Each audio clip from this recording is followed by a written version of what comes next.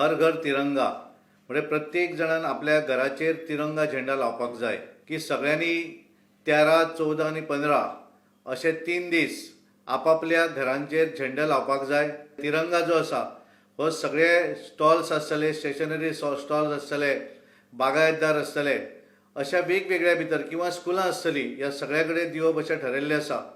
आणि तेंच्यांनी अशें रिक्वेस्ट केल्लें आसा की सगळ्यांनी विकत घेवन तिरंगा जो आसा तो आपल्या घराचेर लावपाक जाय। देशभक्तीची भावना जी आसा ती आमी सगळ्यांनी प्रगट करपाक जाय आणि ताका लागून 13 तारीख पासून हे झेंडा जे आसा, तिरंगा झेंडा जो आसा तो लावपाक सुरू करपाक जाय।